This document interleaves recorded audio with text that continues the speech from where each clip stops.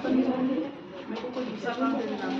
ऐसे हालत थी तो माँ बाप ने भी नहीं पहचाना। तो राजा को घोड़े के मतलब घोड़े की साफ सफाई के लिए 2 साल में छोड़ दिया और रानी वहाँ पे नौकरानी का काम करने लगी। ऐसा करते करते पूरा साल बीत गया। फिर दशा माता आई तो दशा माता के दिन फिर रानी ने दौरा लिया, व्रत रखा और उपवास रखा और पूरे विधि विधान से व्रत किया। तो रात को रानी दमयंती की माँ बोले कि चलो आज तूने पूरे साल भर हो गया मेरी सेवा करते करते, आज मैं तेरे तेरे में मिलाती हूँ और तेरे मतलब चोटी बनाती हूँ। तो जैसे ही रानी ने राजकुमारी मतलब रानी दमयंती को तैयार करना शुरू किया तो देखा तो पदम बना हुआ था दमयंती को। तो रानी चोटी करती उनकी माँ चोटी करते करते तो उसने पदम देखा तो उनको उनकी बेटी की याद आ गई। बोले मेरी बेटी के भी पदम बना हुआ है। तो आंसू गिरे, गरम गरम आंसू लगे। तो दमयंती ने बोला कि क्या हुआ माँ जी? तो बोले कि मेरी बेटी की याद आ गई, मेरी बेटी के भी पदम बना हुआ। तो फिर एकदम से वो बोली कि मैं ही तुम्हारी बेटी हूँ। तो फिर रानी को पता चल गया कि मेरे बेटे को जमाई साहब 2 साल में नौकरी कर। बोले अरे, फिर उनको पूरा राजा उनको सबको पता चल गया। तो फिर उन्होंने बहुत अच्छे से उनका स्वागत करा, खूब दान दहेज दिया और उनको क्योंकि उनकी अवदशा खत्म हो गई, वापस से उनकी अच्छी दशा शुरू हो गई। तो वहाँ से उनको वापस वो वहाँ से निकले। सब थोड़े दिन रोका राजा रानी ने और थोड़े दिन बाद उनको विदा करा। तो खूब उनको धन हाथी घोड़े दे के विदा करा। फिर आगे चले वो तो वही बेल नदी तालाब आया। तो तालाब के वहाँ पे नदी है, हाँ नदी है। फिर वहाँ पे रुके थोड़ी देर वो तो वो फिर वो जो टोकरी थी वो वापस से वो वहाँ पे उसका खाना आया। तो वो राजा रानी ने देखो मैंने भी खाया था, मैंने भी खाया था, ये लोग भी खा गई थी। फिर आगे चले तो आगे उनकी बहन का गांव आया।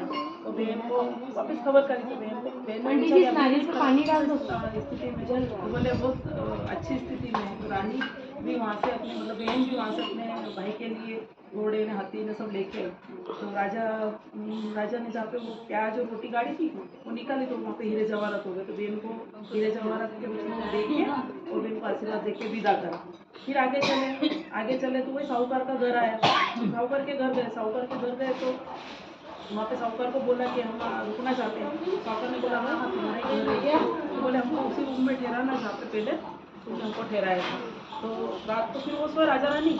तो वही मोरनी जो थी वो वापस हार निकल रही थी। तो एकदम से उनको बुलाया साहूकार और उनकी पत्नी को कि देखो ये चोरी हमारे माथे से डाली होगी आपने, लेकिन ये मोरनी हार निकल रही थी, देखो वापस उगल रही है। तो साहूकार की पत्नी ने उन्होंने माफ़ी मांगी और उन्होंने सारा उनको उपहार देके विदा करा।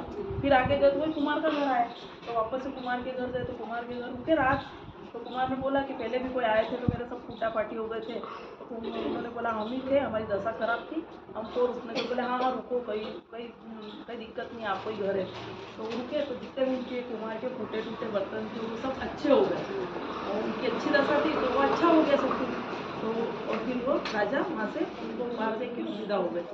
फिर आगे गए तो आगे बंजारे मिले। तो बंजारे क्या वो साल भर में प्रेम पड़ गया बच्चों पे। तो बंजारा ने बोले कि मैं तो नहीं दूँ बच्चे। तो फिर सूरज भगवान एक ब्राह्मण का रूप लेके आया। तो बोले क्या फैसला कैसे हो? तो सूरज भगवान ने ब्राह्मण का रूप लेके आया। सूरज भगवान ने बोला कि 2 काचली बनवाओ। तो 2 काचली बनवाई। वो रानी को पीनाओ, बंजारों को पीनाओ। जिसके बोले खान में दूध जिसकी काचली फट से दूध आ जाएगा उसके बच्चे दोनों। तो 2 काचली बनवाई और दोनों को रानी को दमयंती को और बंजारों को दोनों को काचली खुली। और जैसे ही उन्होंने रानी दमयंती को काचली खुली ऐसे उनके ऐसा हो गया कि सूरज भगवान ने बोला कि बच्चे तो इनके ही हैं। बंजारों ने बोला कि हाँ ऐसा तुम्हारे ही राज। फिर गए तो बहुत सब अच्छा हो गया, सब जिंदा हो गए, सब सब अच्छा हो गया। इस प्रकार से माता दशा माता की कृपा राजा पे पहले हुआ ऐसा भगवान किसी के साथ ना हो और राजा के बाद में ऐसा सब कुछ दशा माता